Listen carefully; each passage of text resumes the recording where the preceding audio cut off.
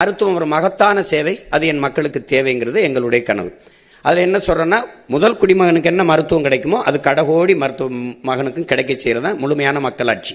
அதை நாங்கள் கடைபிடிப்போம். இப்போ மருத்துவமனை இருக்கு, தான் இருக்கு, ஆனால் தரமா இருக்குதாங்கிறதான் கேள்வி. இப்போ அதில் என்ன நமக்கு கேள்வி எழுதுன்னா, மருந்தெல்லா மருத்துவம் தான் நம்முடைய கனவு. ஏன்னா மருத்துவரே தேவைப்படாத ஒரு நாட்டை உருவாக்கணும், ஒரு ஆரோக்கியமான சமூகம். உங்களுக்கு தெரியும், நீங்க அறிவார்ந்தவர்கள், எந்த நாட்டில் மருத்துவர்களுக்கு அதிக தேவை இருக்கோ, மருத்துவருக்கு அதிக மதிப்பு இருக்கோ, அந்த நாடு நோயுற்ற நாடுன்னு பொருள். ஆரோக்கியமான நாடு இல்லை.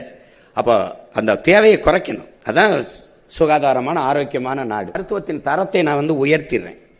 இங்க என்ன வருதுன்னா, இங்க பாருங்க, இது தனியார் மருத்துவம், இது அரசு மருத்துவமனை. இது சும்மா ஒரு மாதிரிக்கு காட்டியிருக்கேன். இதை விட மோசமாலாம் இருக்குது, நான் மாதிரி காட்டியிருக்கேன்.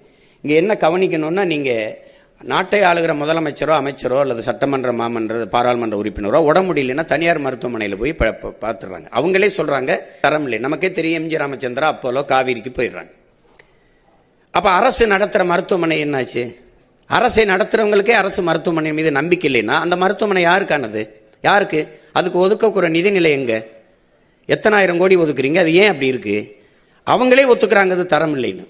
அப்ப தனியார் தான் தரமா கொடுப்பான்னா, அப்ப அரசு ஒரு முதலாளியால் தரக்கூடிய, தனியார் முதலாளி தரக்கூடிய மருத்துவத்தை ஒரு அரசு தர முடியாதுன்னா அரசு தோற்று போகுதா? ஒரு முதலாளி கிட்ட ஒற்றை முதலாளியால் தர முடிகிற மருத்துவத்தை 8 கோடி மக்களால் நிறுவப்பட்ட அதிகாரத்தால் தர முடியாதுன்னா அந்த அதிகாரம் எதுக்கு? யாருக்காக நிறுவப்படுது?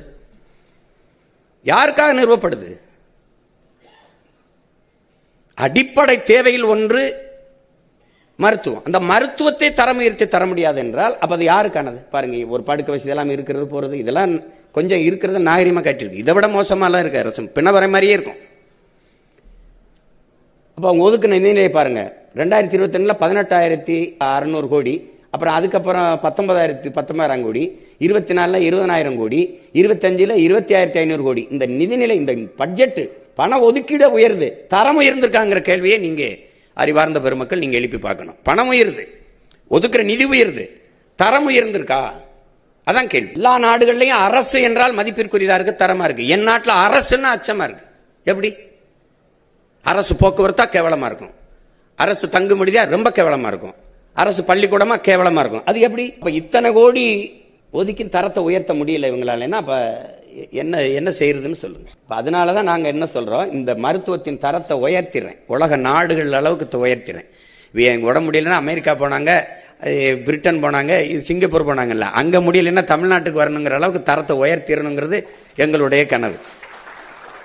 உலகத்தரம்ங்கிறத தமிழ்நாட்டு தரம் தாண்டான்னு காட்டிடணும்னு எனக்கு ஒரு வெறி இருக்குது, ஒரு கனவு இருக்குது. அதை தான் நாங்க செய்யணும்னு நினைக்கிறோம்.